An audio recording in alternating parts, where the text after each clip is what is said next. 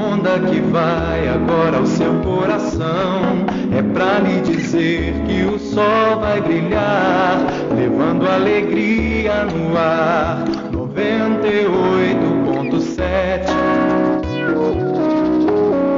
Rádio NSC, a rádio que fica com você.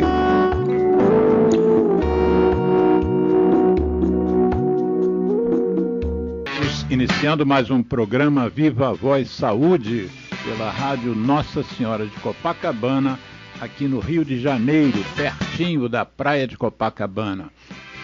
Hoje é dia 8 de junho de 2024 e eu vou abrir o programa hoje com uma menção à data, esta data de 8 de junho.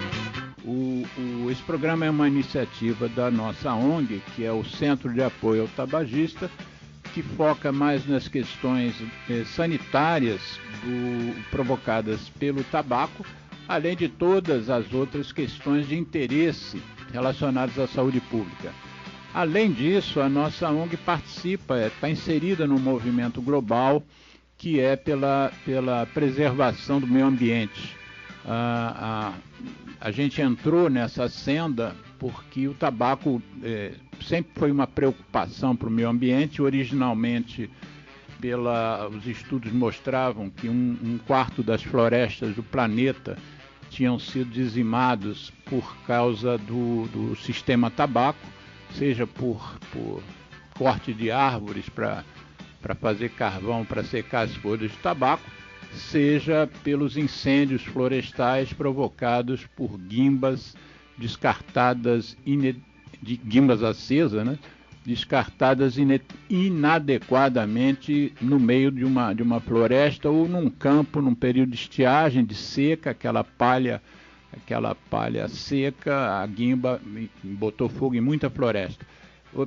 Posteriormente, há mais ou menos uns 10, 15 anos, a preocupação com as guimbas, além da questão dos incêndios, é a questão do plástico, porque boa parte das guimbas são construídas com milhares de fibras de acetato de celulose, que traduzindo é plástico.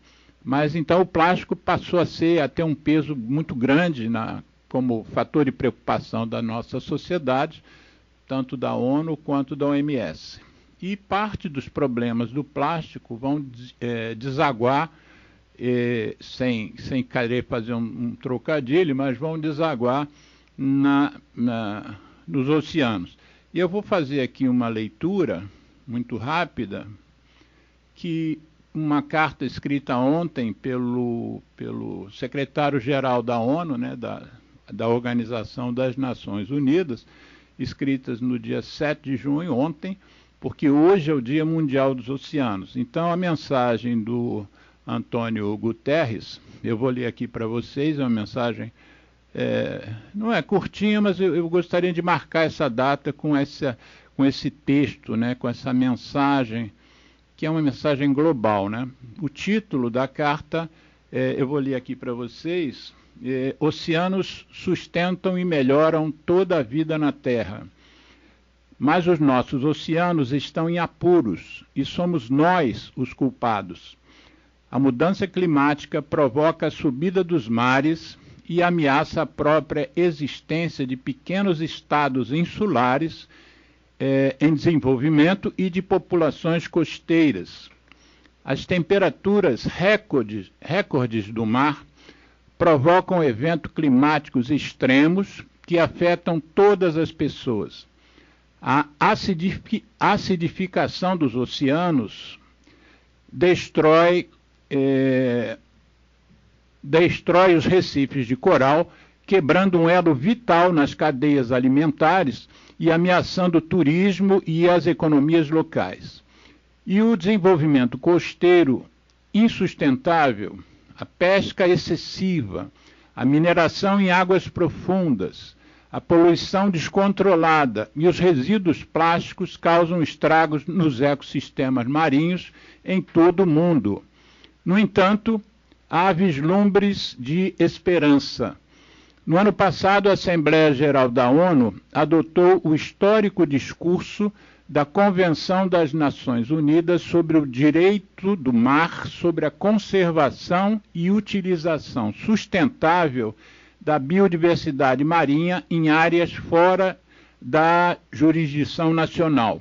Esse novo tratado é o mais importante sobre a governança dos oceanos em décadas.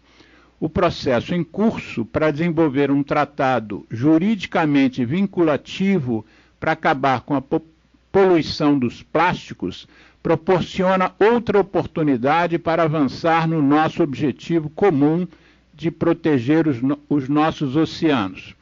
O recente parecer do Tribunal Internacional do Direito do Mar é outro avanço, apelando às nações para que tomem medidas para reduzir, controlar e prevenir a poluição marinha causada pelas emissões de gases com efeito de estufa.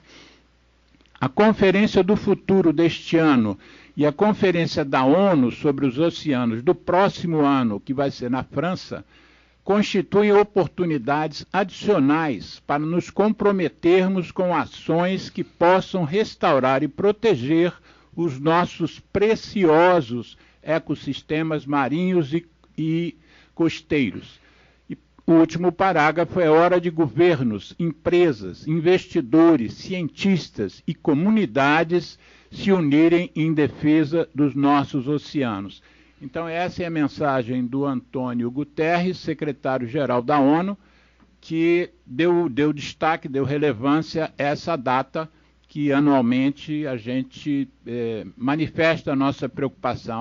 Há informes de que, se nós não mudarmos as nossas atitudes, em 2050 vai ter mais plástico do que peixe nos oceanos do planeta.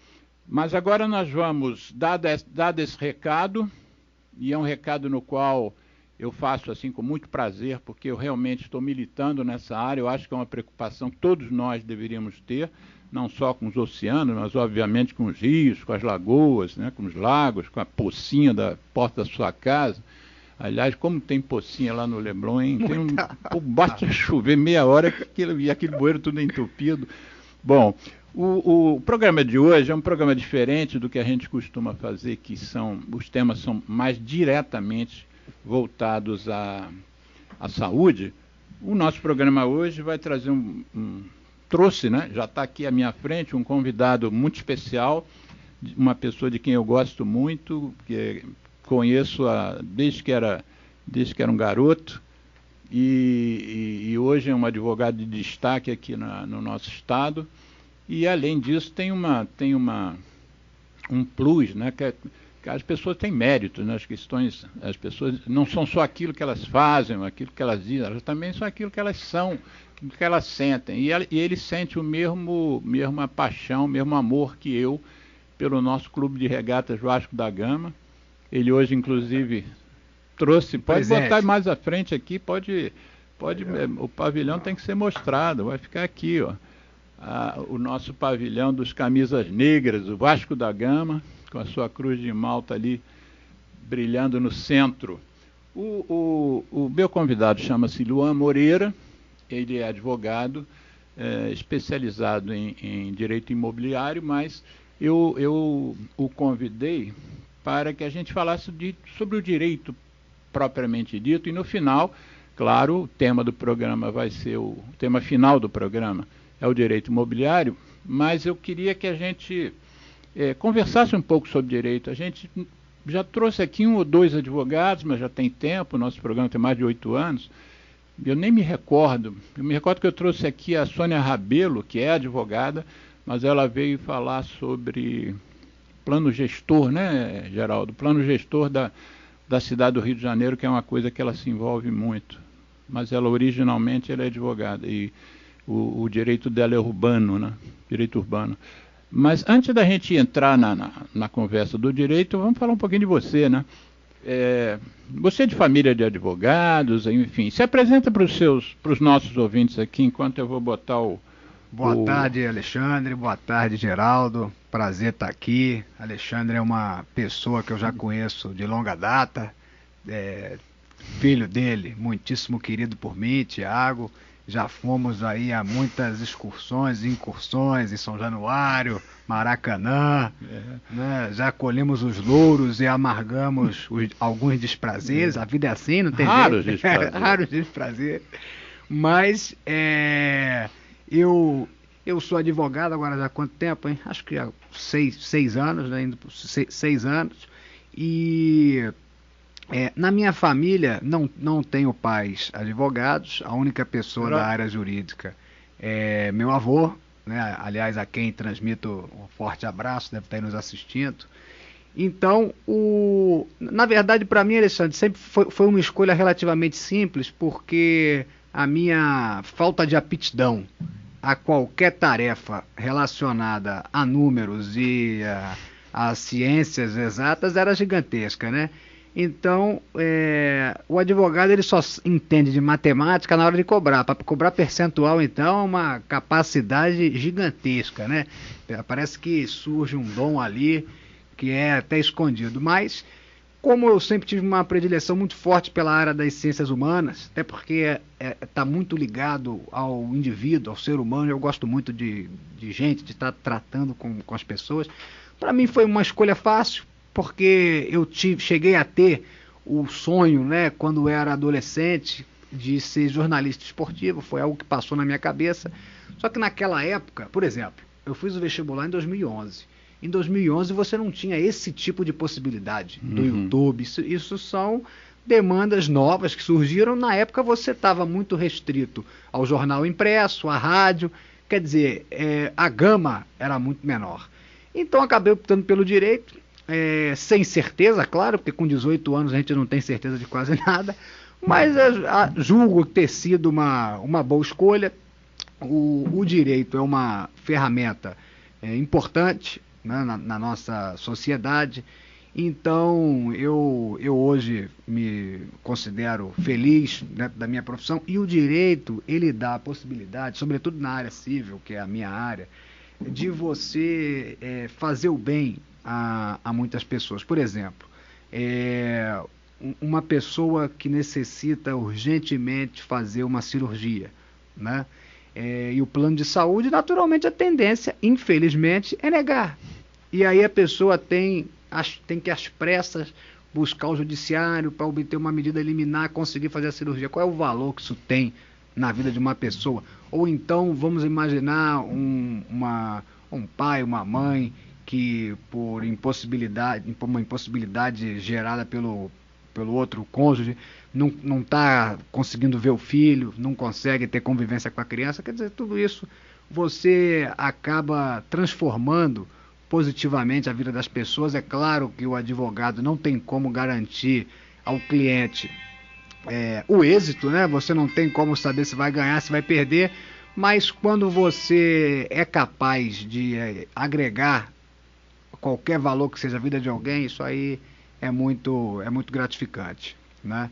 E o direito, falando até de uma perspectiva histórica, ele é uma forma de tentar regular a convivência humana. A convivência humana é algo muito complexo, bastante complexo. Então, imagine mesmo você, na sua casa. Se moram muitas pessoas, existem ali certas regras de conduta para ninguém brigar. Falar, olha, hoje você é responsável pela arrumação, amanhã eu sou responsável pela louça, no dia seguinte eu fico responsável pela comida. Então, por aí vai. O que acontece? O direito nasceu muito dos costumes, porque, tendo em vista a inexistência de códigos escritos, existia, claro, sempre o direito recebeu muita influência da igreja. Então você tinha os escritos religiosos, que, claro, eram uma diretriz de conduta. Mas antes do direito influenciado pela indústria, o que havia antes, quando não havia o direito? Na verdade, então, isso até é interessante. Eu entendo que o direito existia. O direito não estava codificado. Tá. Mas o direito existia porque uma das fontes do direito é justamente o costume, né? E a tradição cultivada por um povo é uma forma de direito, porque você tem ali parâmetros, né, a serem observados, o que é permitido, o que não é permitido. Por exemplo, a gente, indo lá para trás, né, a gente teve um código que hoje é visto como uma coisa muito violenta, agressiva, né? Que foi o Código de Hammurabi, por exemplo. Ele era seguir aquela máxima do olho por olho, dente por dente. Você olha isso hoje e você acha que é algo primitivo. Você, por alguma razão, gerou um dano e a pessoa perdeu um dedo, você vai perder um dedo também. Hoje isso parece algo totalmente anacrônico, mas se pensar pela perspectiva da época, foi a primeira vez que se tentou dar certa racionalidade e paridade à reparação de danos, né?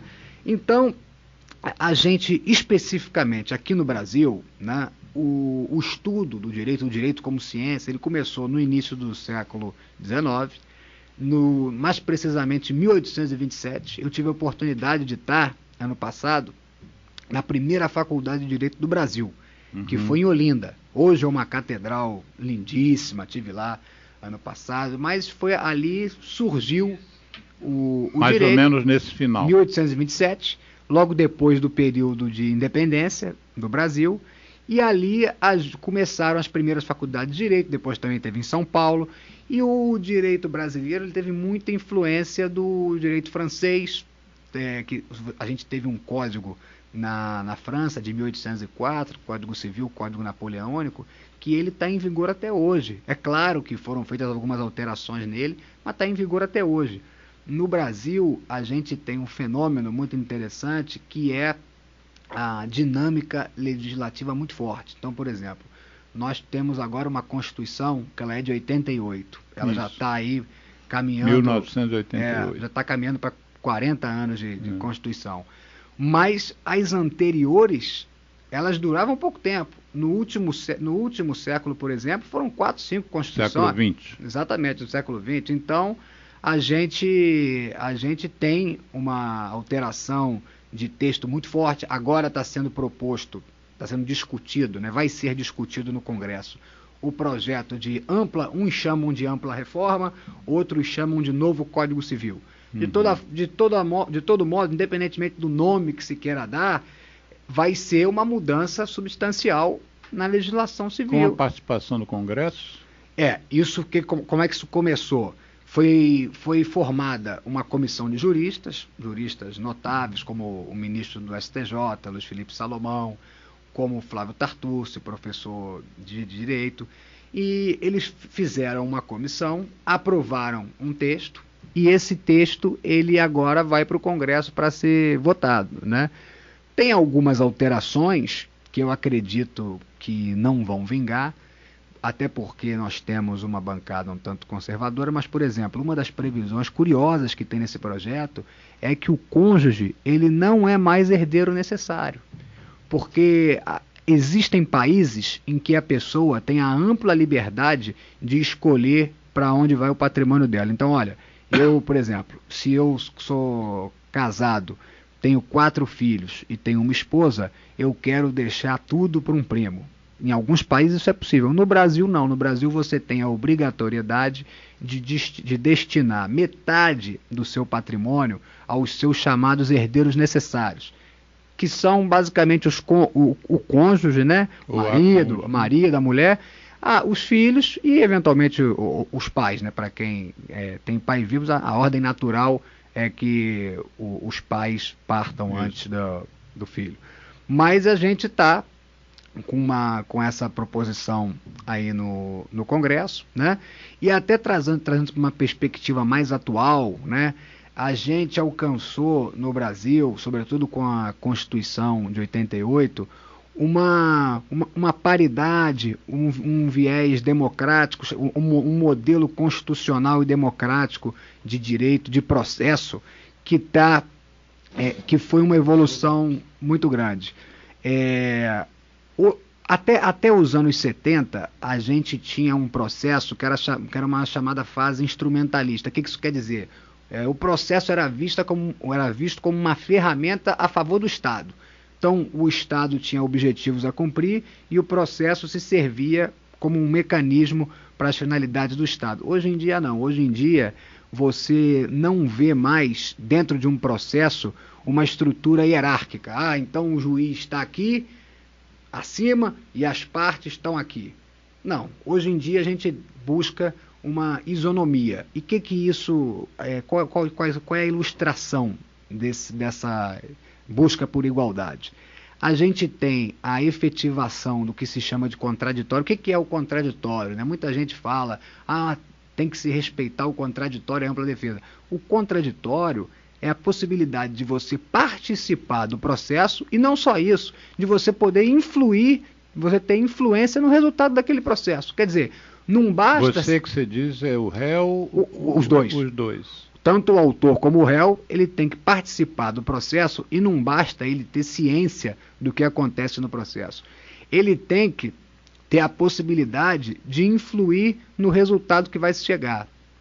E isso está diretamente ligado a um outro pilar fundamental do processo civil atualmente, que é o seguinte: o dever, e isso é um desafio do judiciário, porque muitas vezes essa obrigação não é observada, que é o dever de fundamentação exaustiva da decisão. Então, por exemplo, é aquilo, Alexandre, vamos trazer para o lado esportivo que fica fácil de entender. E é bom que fique fácil mesmo, fica fácil. Nosso público é leigo. Exatamente. Né? Vamos lá.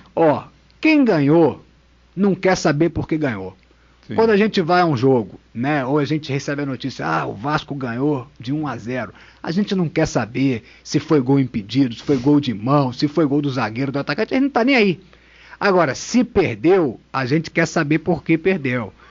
A gente quer achar um vilão, a gente quer saber quem a gente vai culpar. Então, o que acontece?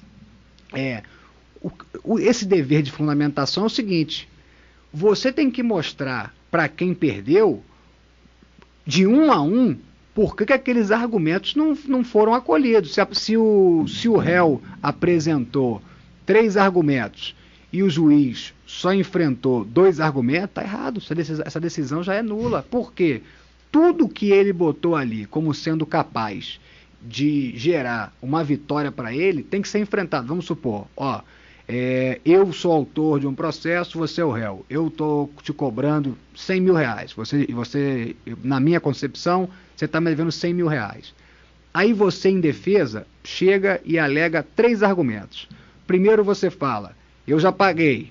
Isso aí, não tem nada que ver isso aí que eu já paguei. Segundo, se você está me cobrando 100 mil, na verdade você não deveria me cobrar nada, porque no ano anterior eu te emprestei 200. Então, na verdade, você que está me devendo dinheiro, não sou eu. Esse é um segundo argumento. E como terceiro argumento, você fala o seguinte: olha, ainda que exista essa dívida, está prescrito, porque já passou muito tempo, acabou. O juiz, ele tem que analisar, para ele julgar contrariamente a você, ele precisa analisar tudo isso que você falou. Não basta ele enfrentar um argumento que você trouxe. Até mesmo porque, se você tiver o interesse de recorrer daquela decisão, você quer reformar aquele pronunciamento, você precisa saber por que não prosperaram as suas alegações. E essa é uma dificuldade muito grande hoje do judiciário. Evidentemente que aqui a gente não faz crítica ao CPF de ninguém, a gente faz crítica só à instituição, à forma de ser. Então, por exemplo, vou dar um exemplo aqui, claro. Olha, você sofreu um problema de voo, seu voo atrasou 12 horas, você não recebeu alimentação, você não recebeu hospedagem, você não recebeu auxílio nenhum.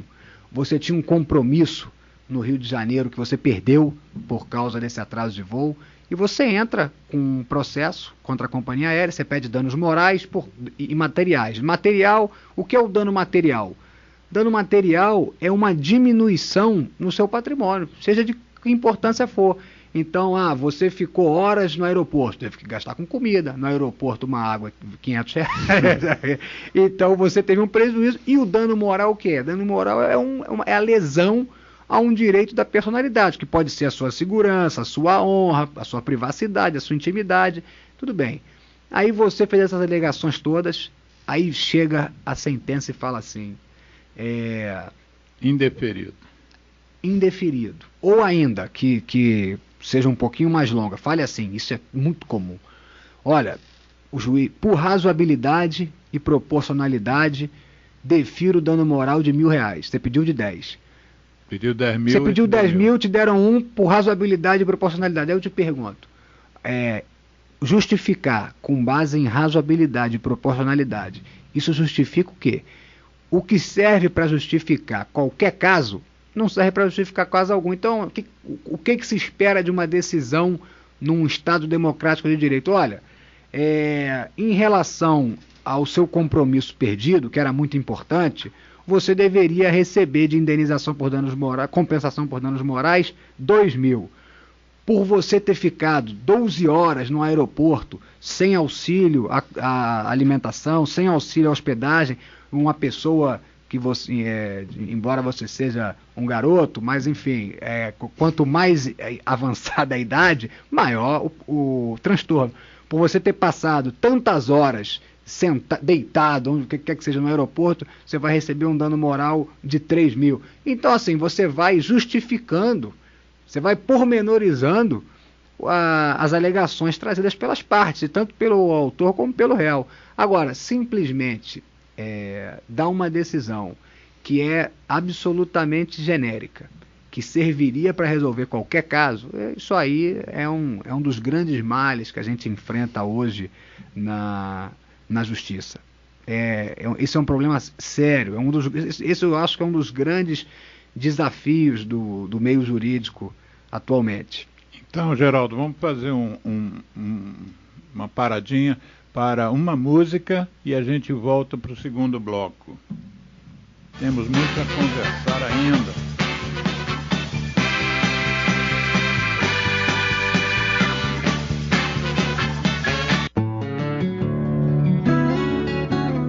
ZY1 201, Associação Comunitária Nossa Senhora de Copacabana, 98,7 FM, a onda que chega ao seu coração.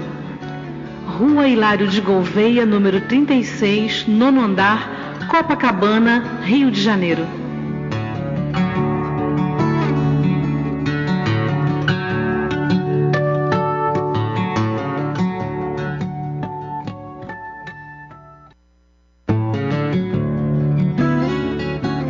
ZY1 201, Associação Comunitária Nossa Senhora de Copacabana.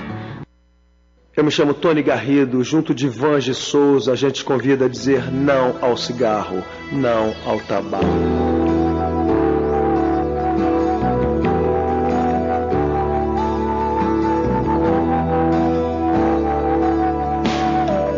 Veio ao caos da fumaça de tantos carros e chaminés, somado ao ar já pesado, cigarros, charutos e narguilés. Efeito estufa é feito por cada um mais um contra, já são 2 a favor do ar mais saudável. Apague o cigarro, sendo o amor. Eu trago a música, soa bem ao meu e ao seu ouvido.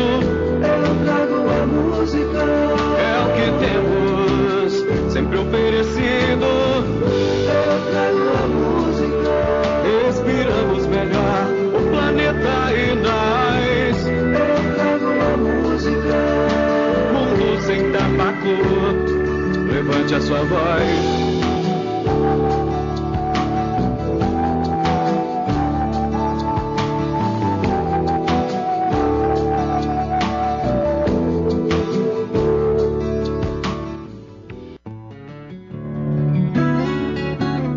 ZY1 201, Associação Comunitária Nossa Senhora de Copacabana, 98,7 FM, a onda que chega ao seu coração.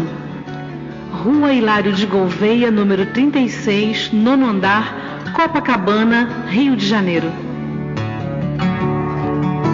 Então, estamos iniciando o segundo bloco do programa Viva a Voz Saúde, desse sábado, dia 8 de junho de 2024, entre parênteses, Dia Mundial dos Oceanos. E nós estamos conversando aqui com o nosso querido advogado Luan Moreira, que está nos dando aqui, abordando alguns aspectos do direito, que é obviamente uma coisa muito vasta, como os ouvintes podem imaginar, né?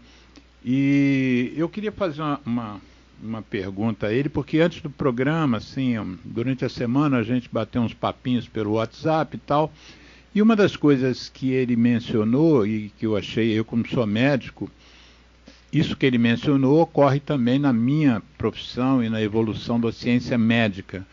Uma das coisas que ele diz, que eu achei interessante, é que há uma transformação do direito para se adaptar às transformações da nossa sociedade, né? Então, eventualmente possa haver cláusulas que sejam pétreas, mas o direito precisa se renovar. E como eu pus assim, eu queria ouvir histórias desse nosso convidado, histórias do direito. Mas vamos começar por essa história que você mencionou da transformação da sociedade e a necessidade do direito se transformar. Dá exemplos de que transformações são essas. Olha, vou trazer aqui um exemplo que é de fácil compreensão para todo mundo. A Constituição de 88, ela consagrou a igualdade de gêneros. Pela primeira vez foi consagrada a igualdade de gêneros. É o artigo 5º, muito famoso.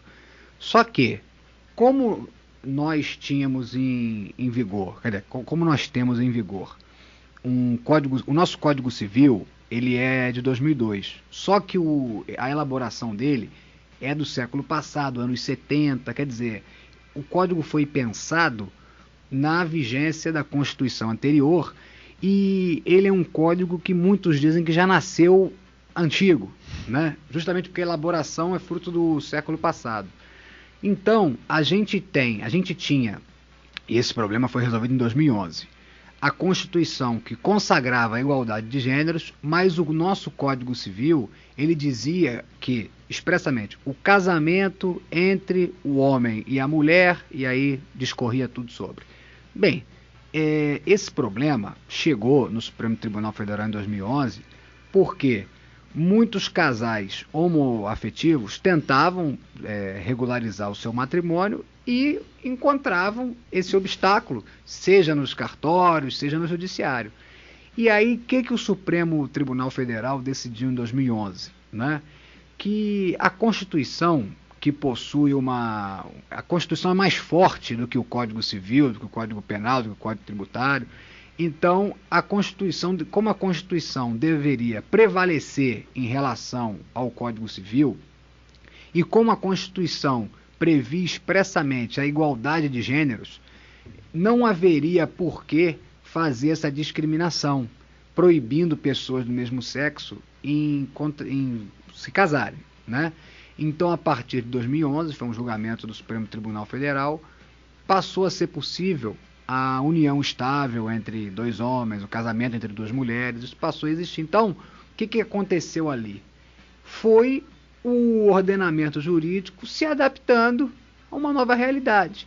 E é importante a gente ter uma ideia que é a seguinte, é impossível, pela complexidade da vida social, que a lei preveja tudo o que vai acontecer, e regulamente tudo que vai acontecer na sociedade. Então, ao longo dos anos. Exatamente. Muitas vezes cabe ao judiciário ocupar uma lacuna que é deixada pelo legislativo. E quando a gente tem uma necessidade de se interpretar a Constituição Federal, a gente chega até o Supremo Tribunal Federal. Quando a gente tem uma divergência sobre as leis ordinárias, o Código Civil, o Código Penal, a gente chega ao Superior Tribunal de Justiça, ao STJ.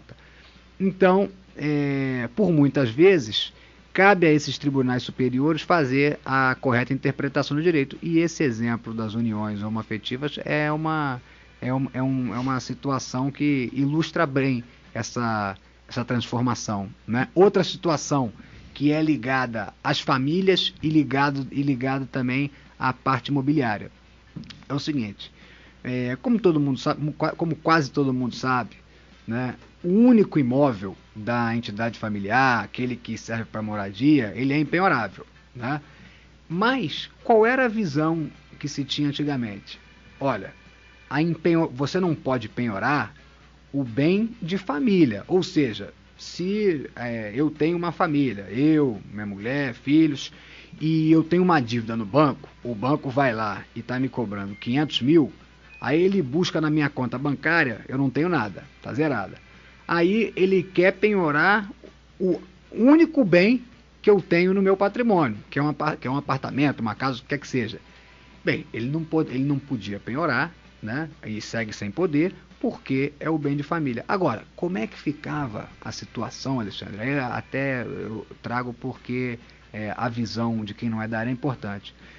A proteção, e esse assunto chegou ao Supremo, a proteção dada ao bem de família, né? Ou seja, um conjunto de pessoas ali vivendo sob o mesmo teto, se estenderia ao único bem do indivíduo solteiro sem filhos?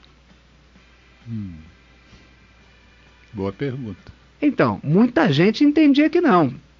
Só que, aí vem de novo a força normativa da Constituição.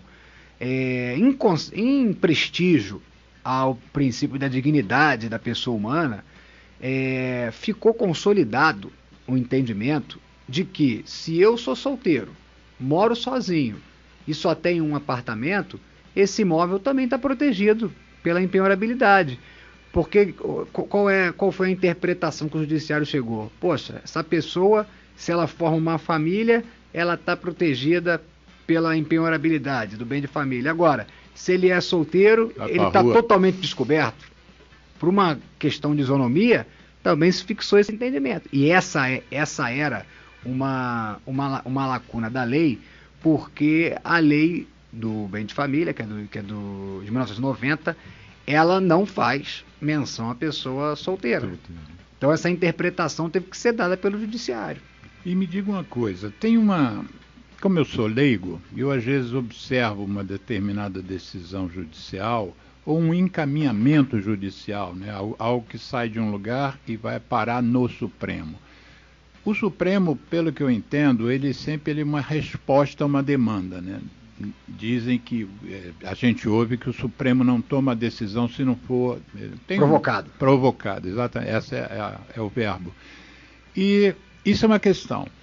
A outra questão que a gente ouve também é que o Supremo ele é a última palavra em termos de Constituição, se uma determinada questão é ou não constitucional.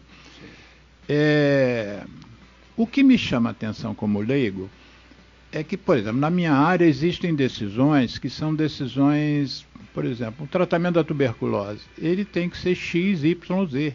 Isso está determinado pelo Programa Nacional de Controle da Tuberculose, pelo Ministério da Saúde, pela OMS, seja o que for, existe um esquema padronizado. Eu não posso alterar aquilo porque eu me entendi assim que devo alterar. Isso, inclusive, foi uma conquista, porque originalmente não era assim. Muitos médicos faziam esquemas da própria cabeça, o que tinha consequências terríveis, em termos, por exemplo, de resistência bacteriana, enfim. Mas, por exemplo, quando a gente vê que o Supremo são 11 membros, e a gente que está de fora acompanhando, eu vejo duas coisas. Primeiro, quando muda a composição do Supremo, às vezes muda o entendimento de algo que, teoricamente, deveria estar estabelecido. Mas aí você vê que sai um juiz ou dois ou três, entram outros que são de outra linha. Isso tem acontecido, por exemplo, relativamente recente, aconteceu na Suprema Corte Americana, que o aborto, por exemplo, que era uma coisa esqueci o nome, pacificada há décadas. O Supremo, que voltou mais conservador, mudou esse entendimento lá nos Estados Unidos. Então, até que ponto, assim, uma decisão do Supremo Tribunal Federal, ele também está suscetível a uma interpretação da Constituição? Quer dizer, não necessariamente existe uma coisa que não dá para reinterpretar. Isso, a mim, particularmente, me gera uma insegurança, porque às vezes eu vejo, fulano, o ministro tal vai se aposentar e vai entrar sei lá, não me lembro quando falava em terrivelmente evangélico, essa palavra me soava esquisito, né? Como se, mas a justiça depende de qual é a opção religiosa da pessoa. Como é que funciona isso? Aquela história da venda. Aliás, me descreve aquela estátua que tem na frente do STF. Qual é o simbolismo daquela estátua? Que tem balança, tem uma venda? A balança, ela traz a ideia de igualdade. De igualdade. Né? O papel daquela balança Exato. é igualdade. E a venda também. Por quê? Porque se o juiz está vendado, se ele não sabe, por exemplo, quais são as partes envolvidas, ele ficaria, em tese, restrito ao mérito, né? Às questões puramente técnicas. Agora, o judiciário, primeiramente, no executivo, o povo escolhe quem está lá. Sim. No legislativo, o povo escolhe quem está lá. O judiciário é o único poder cujo ingresso não depende da vontade popular. Aí nós já temos um problema. Para o sujeito virar juiz, ele tem que fazer um concurso público, né? Então, isso traz uma certa meritocracia, né, no ingresso. Agora, o Supremo Federal em si, ele tem um problema que muitos entendem dessa forma: não existe concurso para o Supremo. E também não existe o que acontece na iniciativa privada, que é um plano de carreira. Ou seja, o sujeito começou como juiz em Angra dos Reis. Depois ele veio para ser juiz na capital do Rio. Depois ele vai ser desembargador no Tribunal de Justiça do Rio de Janeiro. Depois ele vai para o STJ. No fim da carreira, ele está no Supremo, né? O que acontece? O Supremo não é assim. No Supremo, você tem a indicação do presidente da República e essa aprovação depois é referendada pelo Congresso Nacional, mas é uma questão pro forma, né? E o que a gente não pode perder de vista jamais é questões políticas interferem nas decisões do judiciário sempre, né, gente? Quase sempre. Não é desse grupo de não é desse grupo sempre, porque isso é inafastável. E outra questão é a seguinte: os juízes, eles são seres humanos. Então, por exemplo, vamos imaginar uma situação trivial. Um sujeito está sendo acusado porque ele fazia tráfico de animais, trancava passarinho. Aí, tudo bem, o juiz leva o processo para casa para analisar. Aí, chegando em casa, ele conversa com a esposa, e a esposa é uma defensora ferrenha dos animais. Não, tem que sentar a mão, porque isso é um absurdo, é pior do que se fosse com gente. Cara, aquele fator subjetivo, pessoal, vai interferir na decisão. Embora, claro, os argumentos técnicos vão estar presentes ali, mas o juiz, ele é um ser humano. Então, é claro que o Supremo Tribunal Federal, embora seja o órgão máximo da justiça, ele sempre vai estar influenciado pelas convicções pessoais, políticas dos seus membros. Isso é muito complicado. E até trazendo, Alexandre, um ponto que isso estava até em debate no judiciário e até no nosso novo Código Civil, que é o seguinte: e aqui vem um link entre a medicina e o direito. É um ponto muito sensível, há correntes distintas, que é o seguinte: quando a pessoa chega num nível em que o tratamento é bastante invasivo, o sofrimento é muito grande, ela não quer mais se submeter àquele tipo de dor, né? Ela poderia ou não poderia ter uma eutanásia, uma ortoeutanásia? Isso é uma questão muito complicada no judiciário, e gostaria até de saber na medicina se há uma corrente predominante, porque evidentemente o que acontece quando certas questões surgem no legislativo, no judiciário. É muito natural que se ouça a opinião de pessoas do ramo, né? Por exemplo, se eu estou num processo, vamos supor que você é meu médico e a gente fez um procedimento cirúrgico. Então, eu acho que aconteceu alguma coisa errada na cirurgia, vou te processar, por exemplo. O juiz, ele não tem como avaliar se você agiu corretamente ou não, se você foi o mais técnico possível. Então, o que acontece? É nomeado um perito é médico, e muito provavelmente, o que o perito médico concluir, o juiz vai concluir também. Esses braços da justiça são muito comuns, seja o médico, seja o contador, enfim. Mas sobre essa questão de eutanásia, ortotanásia, que isso é uma discussão muito grande no judiciário. O que você pensa? Por exemplo, eu não me sentiria à vontade de recomendar ou de não recomendar um fim da vida daquele meu paciente. O que eu diria para o juiz, se fosse consultado, é tentar traduzir em palavras para leigo o quadro clínico do paciente. Olha, a chance de sobrevivência é 0, o tempo não dá para determinar, o tipo de tumor, por exemplo, ele é irressecável, ele já é intratável, os recursos todos já foram empreendidos, mas a decisão de se encerra a vida ou não caberia a nós, profissionais. A gente teria que botar bem clara a situação clínica ou clínico-cirúrgica do paciente.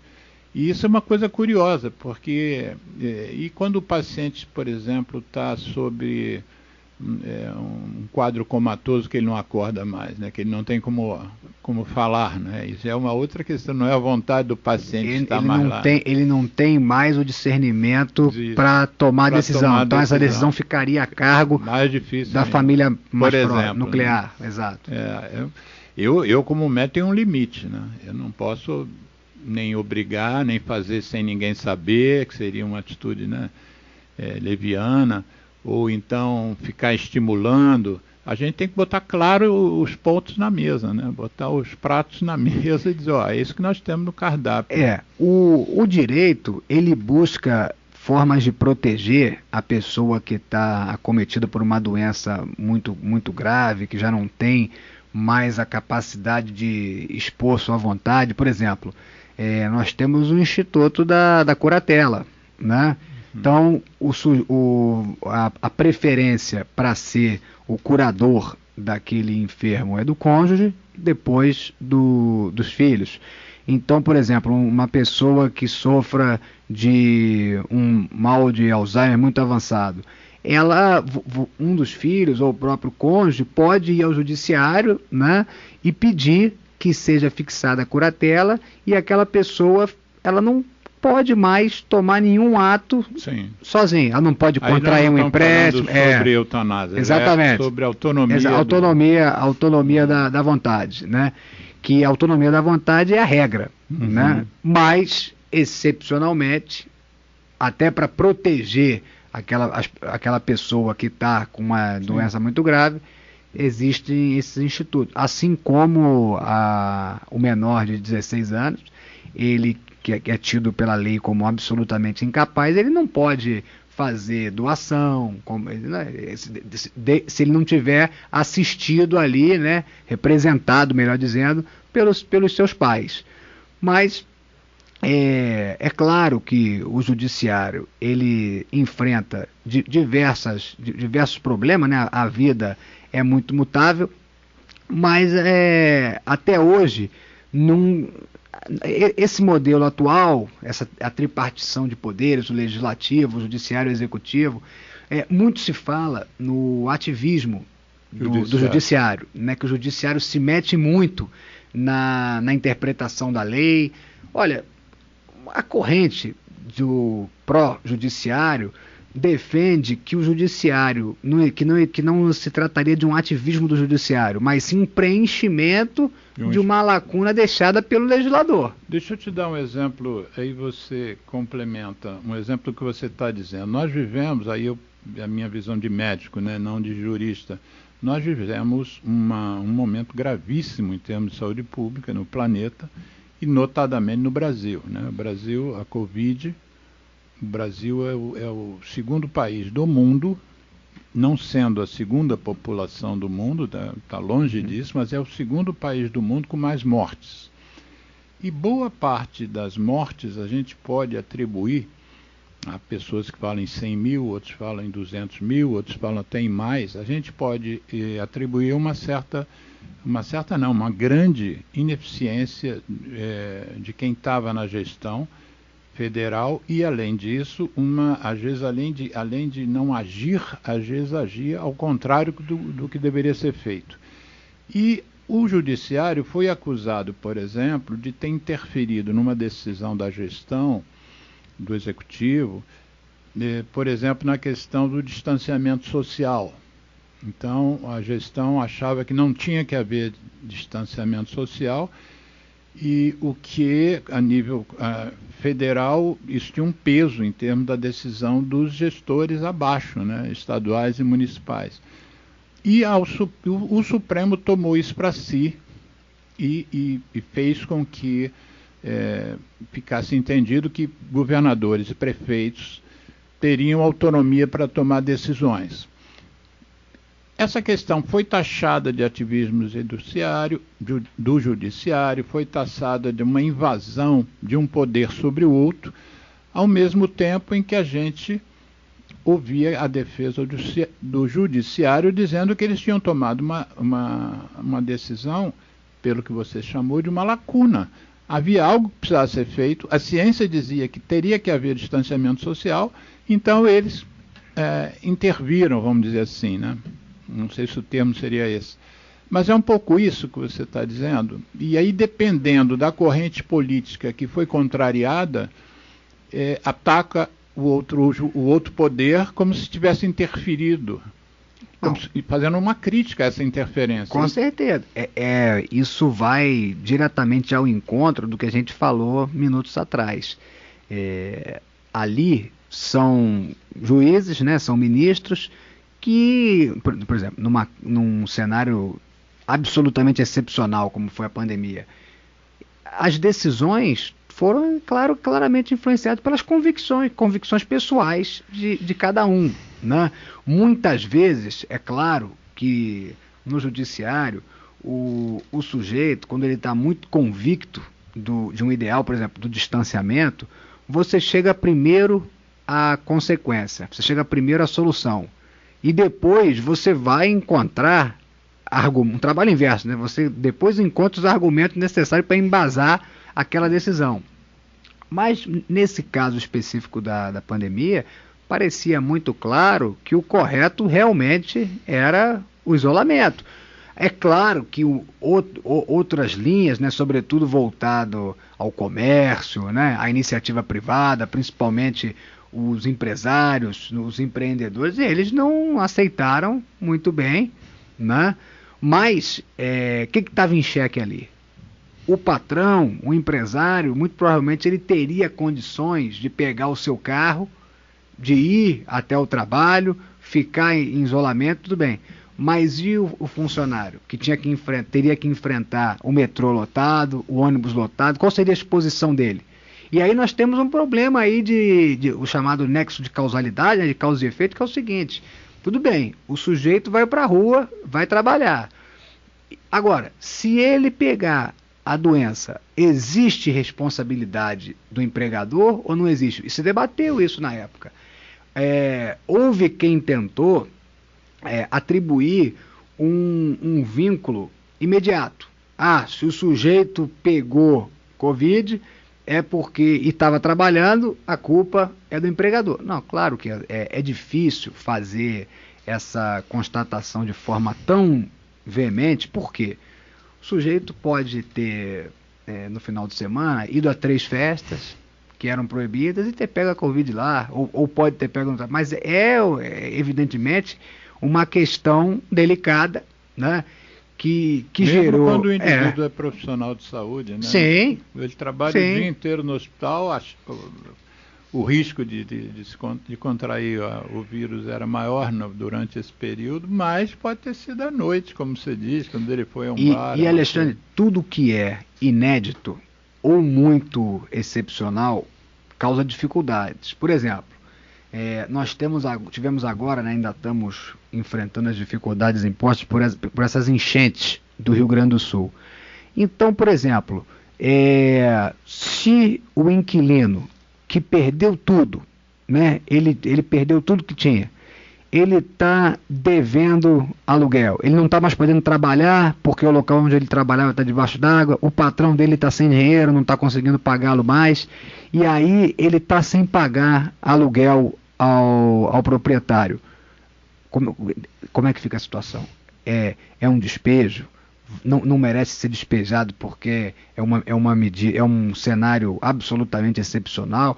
Então, quer dizer, tudo... Não, e o proprietário, às vezes, precisava daquele recurso. Sim, sim.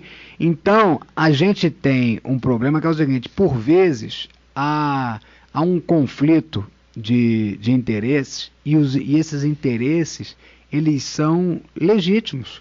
Mas tem que haver um sopesamento ali para se chegar à decisão menos... Por exemplo, a gente também se discute muito isso em relação à imprensa. Até onde é o pleno exercício da profissão, até onde é a preservação da intimidade. Qual é a linha tênue, qual é o limite? É difícil. Dá um exemplo. Olha, a gente tem até trazendo para o meio esportivo. Quando o jornalista cobre um clube, uma seleção, e ele está trazendo dados sobre o desempenho esportivo do atleta, ou sobre dados clínicos, lesão, isso é dentro de uma normalidade. Agora, ele ir atrás do jogador no período de folga do atleta, filmar o jogador numa festa, numa boate, onde quer que seja, divulgar, e aí depois do jogo, eventualmente o atleta não tem um rendimento esperado, e ele atrelar aquele mau desempenho à saída. Isso está dentro do livre exercício da profissão? Não está? Se você não está invadindo a intimidade do sujeito na hora vaga, você não está indo lá no treino, você está pegando a hora de folga dele e não autorizado, né? Por vezes o sujeito se coloca num local estratégico para poder fotografar tudo. Quer dizer, a gente tem uma linha tênue e difícil, né, em alguns casos, né? Mas é por isso que o direito, ele, como é uma ciência humana, não é uma ciência exata, ele tem que ser, os processos eles têm que ser analisados casuisticamente, não tem jeito. Outra questão importante assim para as pessoas em geral é o tempo da justiça, né?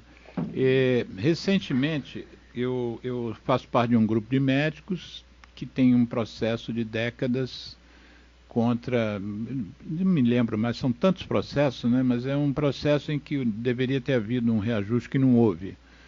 Na década de 80, 86, por aí.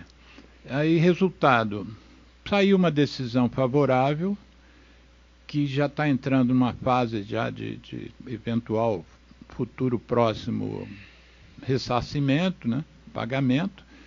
E aí, o meu advogado, que é advogado do grupo, falou para o grupo quem poderia ter acesso às famílias, porque uma série desses meus colegas, homens e mulheres, já se foram, já morreram. E aí a gente não tem contato, não sabe como achar. A gente está fazendo uma aventura para achar famílias de colegas nossos que morreram há 10 anos, há 15 anos. Como é que vocês, advogados, por exemplo, isso deve ser um entrave para você. É como se eu fosse ortopedista, que eu não sou, mas se eu fosse ortopedista, eu estou precisando de uma cirurgia, de uma prótese de joelho de uma paciente com quem eu tenho uma boa relação e me preocupo com a paciente. Ela está 10 anos deitada numa cama porque a gente não consegue a prótese. É mais ou menos... É isso que vocês sentem, por exemplo, quando vocês defendem um grupo ou um indivíduo e a coisa não anda? Alexandre, eu tenho um caso que é muito similar a esse que você narrou. O titular era também uma demanda coletiva de ressarcimento e o titular do crédito morreu em 2000. O que é o titular do crédito? Ele é... O que ia ser indenizado? O que ia ser indenizado, tá. Exatamente. A pessoa que seria indenizada, ela já morreu em 2010. 14 anos atrás. Foi sucedida no processo pela esposa. A esposa morreu em 2024 e agora estão os filhos, sendo que ambos têm mais de 70. Tá vendo a dificuldade? Então, assim, esse problema os ônus do tempo são a maior dificuldade, talvez esse seja o grande obstáculo hoje do judiciário. E aí, vou te dar um exemplo. Para ver justiça, né, de verdade. Isso não, o cara que morreu não teve justiça. Isso é uma dificuldade, isso gera injustiças. Por quê? Muitas vezes a parte que tem o direito, ela tem que arcar com os ônus da demora daquela decisão. Sobretudo se ela não conseguir a chamada tutela provisória. O que é a tutela provisória? É o que popularmente se chama de liminar, né? Então, se a pessoa não... A liminar é uma forma daquele que aparenta ter razão, aparenta ter um bom direito, é uma forma dele transferir os ônus da demora do processo para outra parte. Vamos trazer aqui um exemplo concreto, né? Você se sente seguro num contrato de locação? Você tem um apartamento. Você se sente seguro nesse contrato porque o inquilino te apresentou um fiador e esse fiador tem imóvel próprio aqui no Rio de Janeiro? Muita gente diria que sim. Só que, qual é o problema? Estou vivendo um caso desse. O inquilino está há 6 meses inadimplente, já se tentou acionar o fiador não tem recurso, aí é movida ação de despejo e cobrança, né? Só para você citar as partes, você às vezes leva 2, 3 meses. E aquele processo vai se arrastando. Aí se o autor não consegue uma liminar, você perde mais tempo ainda. Ou seja, o que acontece? Você tem um contrato de locação garantido por um fiador, o fiador tem imóvel próprio, só que a efetividade é tão baixa que você acaba ficando totalmente vulnerável. E como é que se resolve isso? É contratando mais gente? O que tem que ser feito? Olha, eu acho que, por exemplo, primeiro eu vou falar de forma específica e depois eu vou falar de forma mais abrangente, né? Especificamente, para você que quer segurança hoje num contrato de locação, eu imagino que a modalidade de fiança não é a melhor, né? Você indicar um fiador. Acho que hoje o que nós temos de mais seguro, por exemplo, é um seguro fiança. Por quê? O proprietário exige que o inquilino contrate aquela seguradora e se o inquilino não pagar, a seguradora garante o pagamento. Nós temos um cenário. Agora, de forma mais abrangente, né? O que eu acho que pode salvar um pouco essa demora do judiciário? Você fugir dele. O que é isso? Desjudicialização. Eu essa semana li uma notícia que um projeto de lei que está sendo discutido no Congresso Nacional, ele é chamado de despejo extrajudicial. Como é que funcionaria isso? Hoje, você move uma ação de despejo contra o inquilino, e o inquilino ele vai ser intimado, e ele tem 2 opções quando ele é intimado. Ou ele paga tudo que está em aberto, e a locação vai seguir normalmente, ou ele vai apresentar os argumentos de defesa dele na contestação. Isso demora, muito tempo. Qual é a ideia? Que isso seja feito no cartório. Então, o proprietário constata que o inquilino está devendo. Ele chega no cartório, e aí o cartório... Esse é o projeto, nada aprovado ainda. O cartório notifica o inquilino. O inquilino tem 15 dias para pagar. Se ele não pagar, está fora. É uma forma de se agilizar esse trâmite. Mas... E no caso dos meus colegas que já morreram e não receberam o devido, como fazer um processo não durar 30 anos, 25 anos? Olha, pois é, essa é uma pergunta fantástica. Posso falar um pouquinho aqui? Eu estava com essa pergunta na minha cabeça. Geraldo. Porque é interessante que aqui no Brasil parece assim, demora 25 anos. O senhor falou 30, mas eu tenho em mente, no Brasil se demora, né?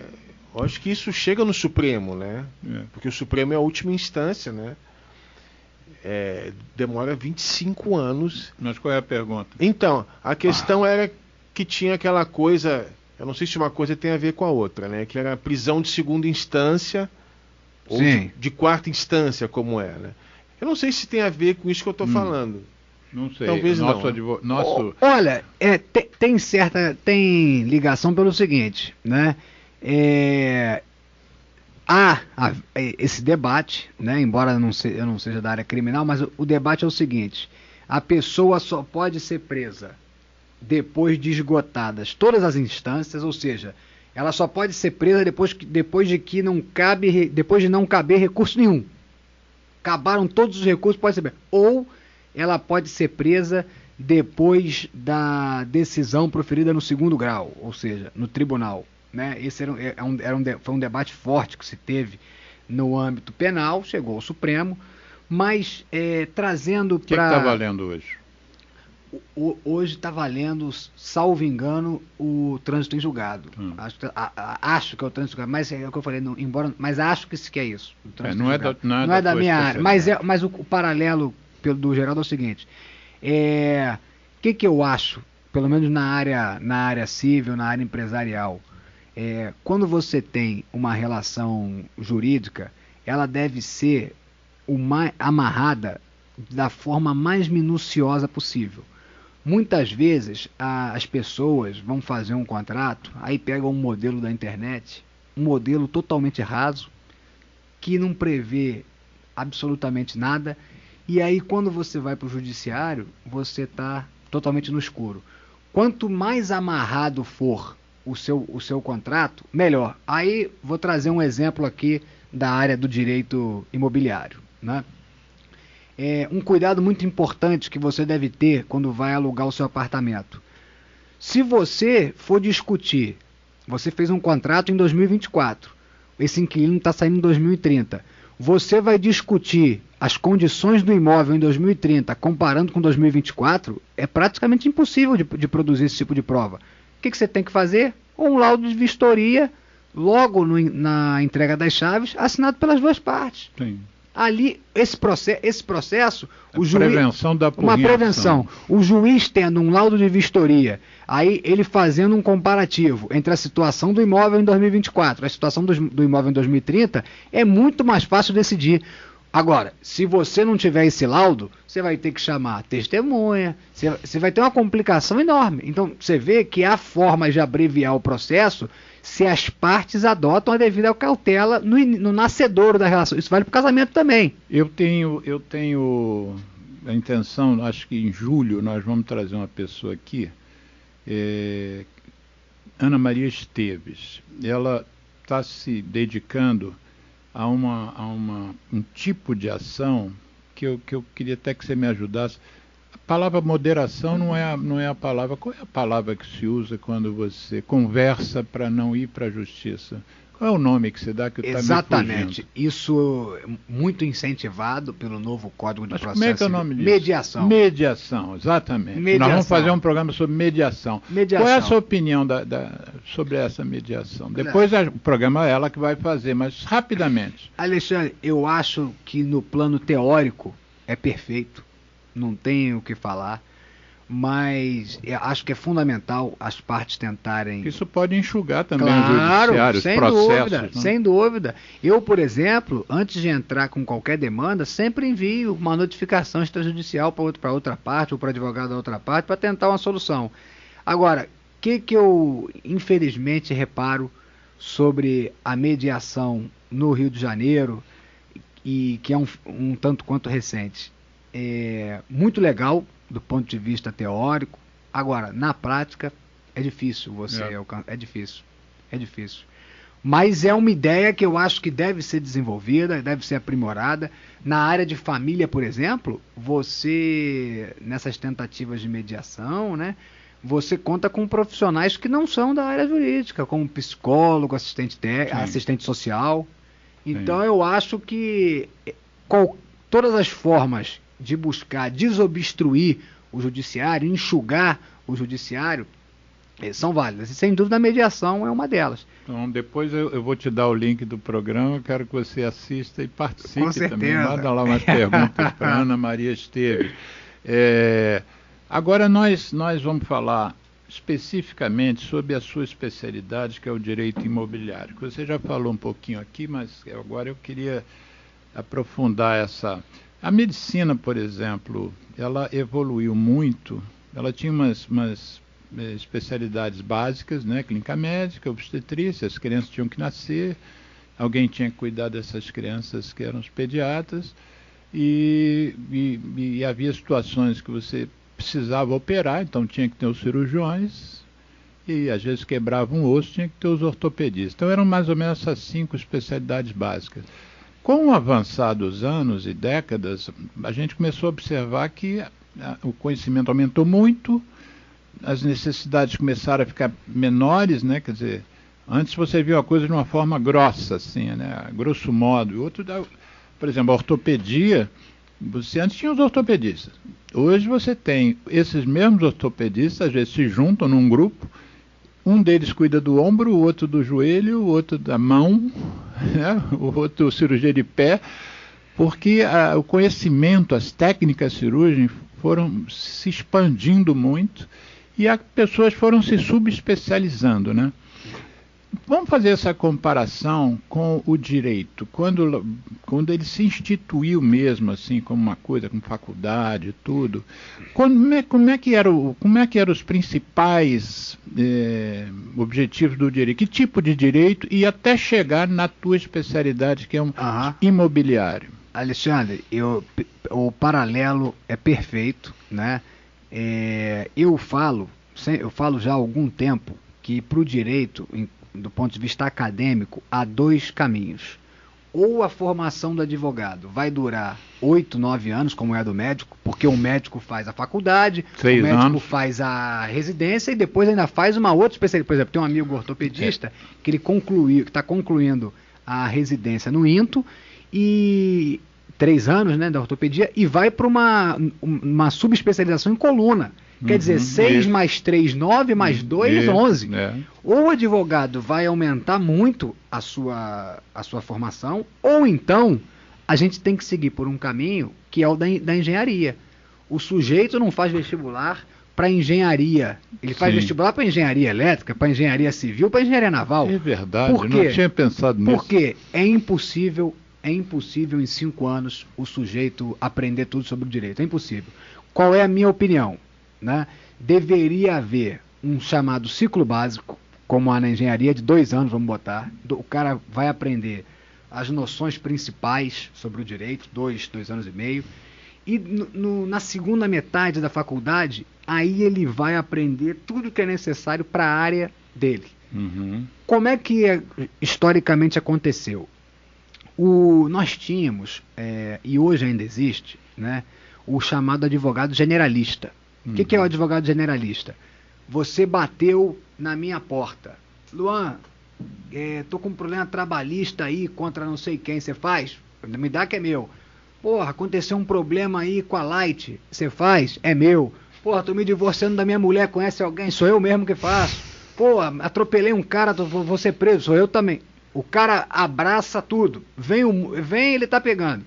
Agora, até mesmo para a construção da autoridade, do profissional, cada vez mais se exige a especialização. Como é que era antigamente a especialização? Né? Esse é do direito público, esse é do direito privado. Então, o direito público, o cara vai pegar direito constitucional, direito administrativo, direito tributário, vamos lá. Esse é do direito privado.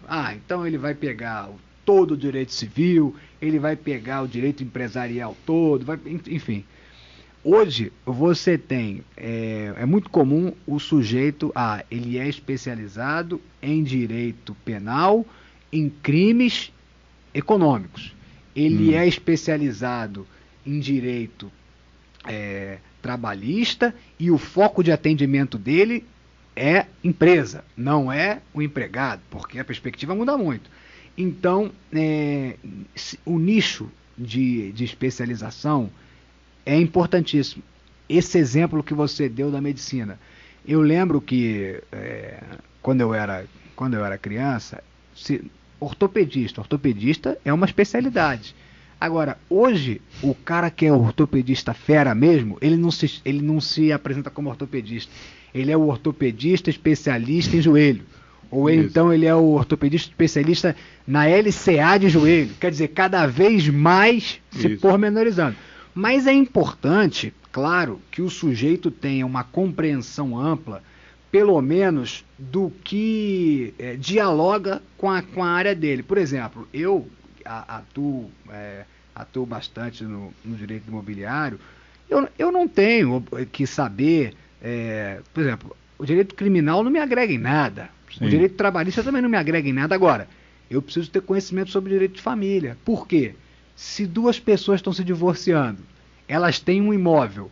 Se elas forem casadas pela comunhão parcial ou pela comunhão universal, isso tem reflexos importantíssimos. O imóvel pode ser de um ou de nenhum, né? Eu vou te trazer um exemplo aqui da parte imobiliária dialogando com a área de família, né? Isso é um exemplo muito, muito interessante. Vamos imaginar que Pedro e Bia sejam casados pela comunhão parcial. A Bia herdou uma cobertura fantástica em Ipanema, na Vieira Soto. Como ela recebeu de herança, o bem é particular, perfeito. Só que essa cobertura não viu uma obra há 50 anos. Então eles foram lá e gastaram R$1 milhão em reforma, chamada benfeitoria, né?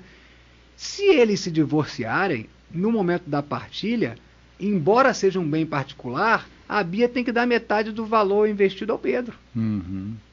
Comunhão parcial funciona assim. Embora o bem seja particular, as reformas se comunicam. Vou voltar um instantinho para o especialista, para as especialidades no direito. Eu estava... me contaram uma piada recente de um prédio comercial. Na sala 703 tinha um sujeito que começou a sentir uma dor. Não sei se você conhece essa piada. Sentiu uma dor no testículo muito forte, muito forte, uma coisa que ele nunca tinha sentido, aquilo ficou agudo, e ele sabia que tinha um urologista na sala, sei lá, 603, e ele desceu correndo e tocou a campainha, e não tinha bem clareza, ele achava que ali era o consultório do urologista, ele tocou a campainha, o sujeito abriu a porta e falou: meu amigo, eu estou com uma dor aqui imensa no meu testículo esquerdo. Aí a pessoa que abriu: meu amigo, eu sou especialista no direito. Aí ele falou: vai ser especialista assim na casa do cacete. Agora, por outro lado também eu penso o seguinte, se eu estou com um problema de joelho, eu não vou procurar meu clínico geral. Sim. Eu vou procurar meu ortopedista. Então eu acho que a especialização ela é boa para quem está sendo atendido, porque o prestador de serviço ele tem um conhecimento mais aprofundado sobre aquele tema, e eu acho que também é boa para o prestador, porque ele tem uma bagagem maior, uma confiança, um conhecimento. Eu acho que atualmente o caminho da especialização ele é inevitável, né? Você mencionou aqui uma coisa que me veio à cabeça. Você falou assim, aquele generalista, né? Pô, acabei de atropelar uma pessoa, e você fala: vem comigo, vem para mim que eu assumo. Mas eu fiquei me lembrando de um caso que teve agora, se não me engano, em São Paulo, de um rapaz alcoolizado que atropelou, bateu num motorista de Uber, no carro do motorista de Uber, e o motorista faleceu, se não me engano, no local. Uma coisa que sempre eu tive curiosidade, por exemplo, quando alguém entra, eu trabalho em um hospital público, entra um paciente, eu não quero saber o que ele é, né? Quero saber o que ele é, o que ele deixou de ser. Eu posso querer saber se isso interfere com o diagnóstico que eu vou fazer, né? Mas assim, eu não julgo, né? Quando um indivíduo comete um crime que seja ele qual crime for, um crime fiscal, um crime, um feminicídio, uma coisa, como é que vocês sentem ao pegar um caso que você intui que o cara é culpado? Como é que um advogado trabalha esse sentimento interno? Vamos lá, Alexandre. O advogado, como ele é um profissional liberal, primeiro ele tem a possibilidade de rejeitar o caso. Sim. É comum isso? Comum. É comum. Eu, por exemplo, tenho bastante dificuldade, embora não seja da área criminal, embora eu não atue na área criminal e esse seja um tema criminal, né? Se, por exemplo, duas pessoas que foram casadas estão discutindo partilha de bens, né? E o sujeito, ele foi já condenado, né, por violência doméstica. Eu não consigo. Isso, para mim, é difícil. Há quem consiga. Pegar o caso. Para quem consegue, primeira coisa que eu digo é parabéns, porque o cara tem uma capacidade de fazer a divisão entre o que é profissional e o que é pessoal. Então, primeira coisa, o advogado que não se sente à vontade com aquele caso, ele não pega. O sujeito pode chegar para mim, numa consulta, me narrar a história toda. Obviamente, estou sendo remunerado pelaquela consulta, eu vou dar o meu parecer para ele. Agora, eu posso chegar e falar, sem dizer o motivo, olha, infelizmente, seu caso eu não posso pegar. Razão de foro íntimo qualquer, né? Agora, se o advogado resolve pegar o caso, aí ele precisa ter um discernimento que é muito claro, que é o seguinte: o advogado, ele não faz justiça. Quem faz justiça é o juiz. O advogado, ele defende o interesse do seu cliente. E é assim que tem que ser. Sim. Assim que tem que ser. Então, o advogado, ele topa pegar casos em que sabe que o sujeito está errado, que sabe que o sujeito está querendo prejudicar, ele tem uma visão muito objetiva e racional sobre aquilo. Ele está me pagando, eu estou prestando um serviço que é absolutamente ilícito, eu não estou fazendo mal a ninguém, e uma coisa que é muito importante para todo advogado, e até mesmo para as partes saberem, né? O litígio é entre as partes. O litígio não é entre os advogados. Eu uma vez, Alexandre, isso foi até recentemente, era um problema de condomínio, vou até trazer uns casos de condomínio daqui a pouco. Era eu estava representando pessoas já mais idosas que estavam reclamando de problema de barulho excessivo. Aí a advogada do condomínio veio até mim, gritando, berrando, isso na reunião. E aí, não, porque o direito constitucional é o lazer e não sei o quê, mas com um grau de beligerância comigo, eu nunca tinha visto aquela moça.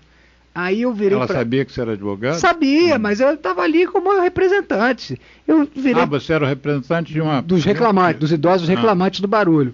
Aí ela veio tão armada para cima de mim que eu virei para ela e falei, olha, doutora, sem nome, né? Doutora, eu só queria te dizer que o litígio, o problema é entre as partes, a briga não é entre nós dois. Porque às vezes o advogado, ele veste tanto a camisa do cliente que ele acha que está em guerra com outra parte. E é importante o advogado saber o seguinte: você hoje pode estar num processo que você tem toda a razão, né? Como você tem toda a razão, você tem os melhores argumentos, você tem as melhores provas, você vai com tudo para cima do teu adversário. Só que amanhã você vai estar num caso em que o direito forte é da outra parte, aí você não vai poder agir da mesma forma. Então, precisa haver um respeito muito grande entre os colegas, não só por ser uma previsão do Código de Ética da OAB, porque precisa ter respeito. Quando um advogado começa a atacar a figura do outro advogado e extrapola os limites da causa, isso aí, o cara tem que ir para a corregedoria, o cara tem que ser processado, porque não é esse. Você é de família de advogados? Não. Não? Não. Na minha família só quem é advogado é meu avô. E você gostar do direito imobiliário veio de onde? Bem, na verdade, Alexandre, eu escolhi a área civil justamente por ser aquela em que você está em contato com pessoas, né? Na área tributária, por exemplo, é mais uma questão numérica, muito fria, e no direito civil você está lidando com seres humanos. É claro que a gente tem uma área forte no escritório de atendimento a empresas, né? Que até quem comanda é meu sócio, mas eventualmente eu participo também, e é legal, é interessante, mas o direito civil, ele proporciona isso, o diálogo, a troca de experiência. Então, e o imobiliário em particular? Bem, o imobiliário em particular eu gosto porque ele, embora seja um nicho bastante específico, e vou falar até uma informação aqui que eu não cheguei a comentar, não existe em praticamente faculdade nenhuma essa matéria. Não existe? Não existe. Você tem que reunir conhecimentos de alguma... Então, por exemplo, o direito imobiliário... Nem assim a residência do advogado, não tem uma residência de direito imobiliário? Não tem. Você tem dificuldade até de achar algumas pós-graduações, é difícil. Então, assim, o direito imobiliário, por que eu gosto, eu acho ele interessante? Porque ele dialoga o direito das coisas, né? O chamado direito das coisas, que o direito das coisas envolve posse, propriedade, usufruto, hipoteca, locação, tudo isso está relacionado ao dentro do direito das coisas, né? E você também envolve a área de família, que eu sempre achei interessante, e a área de sucessões e também a área de contratos, porque você vai fazer uma compra e venda, você vai constituir um usufruto, você vai fazer um contrato de financiamento. Então, assim, o direito imobiliário, qual é o charme dele? Ele dialoga com várias frentes do direito civil. Nosso programa já está se encaminhando. Você trouxe alguns casos de condomínio. Cita um caso. Alguns casos de... Se for alguns, tem que ser muito rápido. Eu vou passar muito rápido por algum deles, que são perguntas frequentes. Por exemplo, condomínio pode proibir animais? Condomínio não pode proibir animais. Você, por exemplo, tem um cachorro maravilhoso, o capitão. É claro que o condomínio pode estabelecer que o cachorro ele vai andar no elevador de serviço, que ele tem horários de circulação, mas o condomínio não pode arbitrariamente barrar o animal, não pode. Existem estatutos que dizem no prédio não pode ter cachorro, não pode ter pets. Tudo depende do que prevê a convenção. Exato, convenção. Se a convenção dizer que não pode, o síndico ele pode se valer da convenção e um novo morador, o senhor não pode morar aqui que o senhor tem cachorro. Bem, se você está interessado em morar num local e você vê que... deve ver a convenção. Você vê que a convenção proíbe animal, é muito mais fácil você procurar um outro local do que você brigar do que você brigar com esse síndico. Outra questão curiosa, o condômino inadimplente com as suas cotas condominiais, ele pode ser proibido de acessar as áreas comuns do prédio? Não pode. É claro que o condômino que está inadimplente, ele pode receber notificação, ele pode receber ação de cobrança, mas ele não pode ser impedido de acessar academia, piscina, elevador, qualquer previsão nesse sentido. Isso acontece, arbitrária. Um exemplo como esse acontece. Você não pode vir na piscina não, que você não pagou o condomínio. Acontece, e isso é uma forma de constranger o morador. Uma forma de constranger o morador. Outra dúvida muito frequente que hoje em dia todos me perguntam: condomínio pode proibir Airbnb? Olha, no STJ ainda não se consolidou um entendimento vinculante, mas majoritariamente se tem que o condomínio pode proibir Airbnb desde que isso esteja previsto na convenção ou que seja votado em assembleia. Porque nos casos em que o STJ analisou a situação, você tinha pessoas que faziam daquilo ali um fim totalmente comercial, né? E foge da característica residencial do Airbnb. E até para... Mas pode ou não pode? Hoje se entende que pode proibir. Pode proibir? Hoje se entende que pode proibir. E pensou aquela pessoa que comprou um sala e quarto só para usar para o Airbnb? Tem gente que compra para essa finalidade. Por isso, Alexandre, que é importante o seguinte: quando você vai comprar um imóvel, você tem que... qual é a importância da chamada due diligence imobiliária? Chamado o quê? A importância da due diligence. Qual é a importância de fazer uma diligência antes de comprar um imóvel? Bem, você tem que ver se esse imóvel não tem um débito de IPTU gigantesca que pode levar à execução fiscal, se o condomínio não está em atraso, se você tem uma convenção que proíbe, por exemplo, o Airbnb. A pessoa pode comprar um apartamento com a finalidade de locação por curta temporada e a convenção proíbe, né? E duas questões para finalizar essa parte de condomínio que me perguntam muito. Condomínio responde por furto e roubo que existe lá dentro? Sim, na garagem, por exemplo. A regra é que o condomínio não responde. Ele não tem como ser um garantidor universal de tudo o que acontece. Do carro de um morador. Exatamente. Agora, o que acontece? Quanto maior o sistema de segurança, maior a responsabilidade. Se você tem um condomínio grande em que é contratada uma empresa de segurança e a despesa é rateada entre todos os condôminos, aí tem responsabilidade. Sim. Aí já é um caso diferente. E, finalizando questão de condomínio, essa é maravilhosa, ainda mais num programa de centro de apoio ao trabalho maravilhoso.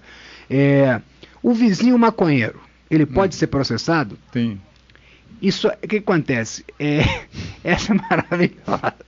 Muita gente me pergunta isso, vizinho maconheiro pode ser processado? Olha, expulso do prédio. O fato de você ser proprietário de uma unidade não te dá carta branca. A vida em condomínio, ela demanda certas flexibilizações. Você, por exemplo, não pode, 10 horas da noite, botar uma música alta e incomodar o seu vizinho. Isso é um ato ilícito. Vamos transpor isso para maconha. Se você pode ter um vizinho que adora aquele cheiro, acha maravilhoso, mas para outro, você está incomodando. Então, não deixa de ser um ato ilícito. Então, o sujeito tem que fazer cessar aquele ato ilícito. Não importa se o cara vai trancar a casa inteira, vai fazer uma sauna, vai ter um cômodo na casa dele só para ele fumar maconha dele, não interessa. Mas ele não pode invadir o espaço alheio e causar perturbação ao sossego. Isso não pode. É aquela velha máxima, sabe? A minha liberdade termina onde a sua começa. Sim. É muito isso. Nós ainda temos tempo, mas eu queria aproveitar que ainda temos tempo e depois a gente volta com mais um ou dois casos seus, mas rapidamente, que você diria para alguém que quisesse entrar em contato com você? Que tipo de contato você daria para alguém que estiver ouvindo ou vá ouvir? Essa nossa entrevista vai ficar editada e vai ficar para sempre no YouTube.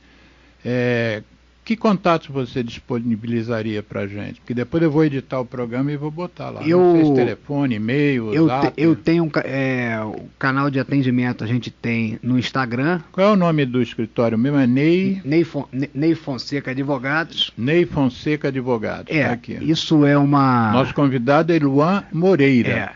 Mas o nome da banca é Ney Fonseca Advogados. Na verdade, isso é uma homenagem, né, ao meu avô, porque o escritório leva o nome dele, exatamente, e sempre vai levar, enquanto eu estiver vivo, vai levar, e porque meu avô está vivo, está com 90 anos. Está vivo ainda? Está com 90 anos. Doutor Ney Fonseca, um grande abraço. Está com 90 anos. Gosto muito do seu neto, hein? E meu avô, além de tudo, é um grande vascaíno. Opa! Exatamente. Você vê, eu tenho um pai flamenguista, mas fui salvo da doença, graças a ele. Geraldo, eu levei muito o Luan Moreira para o jogo, que o pai dele era flamenguista. Muito. E o seu irmão vascaíno? Meu irmão também vascaíno. Todos os que vieram depois de mim eu salvei. Eu salvei todos. Então nós temos o contato pelo Instagram, o @LuanMoreiraFC, e o canal ali é interessante. Não, vamos falar devagarzinho. Depois eu vou botar na edição, mas alguém pode estar querendo anotar agora. O Instagram, @Luan Moreira, tudo junto, FC, tudo junto. E ali é interessante que são disponibilizados... F de farinha, C de casa. São disponibilizados conteúdos jurídicos. A gente sempre tenta fazer uma abordagem mais simplificada, porque eu acho que esse é um dos grandes problemas. Né? São pílulas. E outra, né? Hoje em dia ninguém tem paciência para ver vídeo muito grande. Isso. Então a gente busca... Só os nossos ouvintes. Só os nossos ouvintes que são fiéis. Mas o Geraldo, ele é um grande estimulador, que a gente passe o máximo possível para cortes e botar no Instagram. Isso aí. Então já deu um Instagram. Que outro contato você daria? Bem, eu tenho também um número do... Tem o meu número pessoal, para quem quiser fazer contato. Você que sabe o que você quer até porque disponibilizar. Eu vou confessar que o meu número... Deixa eu pegar aqui, porque... Esse número que está no encarte... Você está vendo? Ele sabe melhor do que eu. Você é empresário do convidado. Está aqui o número do escritório. 99... É o 21, né? Porque é Rio de Janeiro. 21 99 634 4930. Repete, devagarzinho. Fala de novo. 21 99 634 4930. E nós temos o nosso site também, que é o neyfonseca.adv.br. ADV é de advogado. ADV de advogado. E vocês fazem atendimento, por exemplo, às vezes tem uma pessoa que está no Amazonas, quer conversar com você. Vocês fazem atendimento assim, que a gente chama de telemedicina, teleadvocacia? Hoje em dia, no mínimo 80% dos nossos atendimentos são virtuais. Isso? A primeira consulta. É mesmo? Eu percebo... Não é na época da pandemia, continua? Não, eu percebo o seguinte, Alexandre, as pessoas mais idosas, elas gostam muito desse contato direto. Presencial. Agora, as pessoas mais jovens, até pela facilidade de não precisar do deslocamento, preferem sempre esse contato virtual. E a gente dá as duas opções.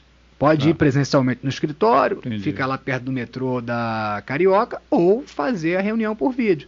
Por vezes a pessoa prefere fazer reunião por vídeo porque eu vou sair da minha hora de almoço ali, é o tempo que eu tenho. Então, exato, tá com o celular na mão. Então última pergunta, não vai dar para questão de condomínio mais não. Última pergunta, sempre tive essa curiosidade. Da onde surgiu o honorário de 20% da causa? Isso veio do quê? Esse cálculo veio do quê e quando? Você lembra disso ou não? Isso foi uma construção cultural. Na verdade, o advogado ele tem várias formas de cobrar.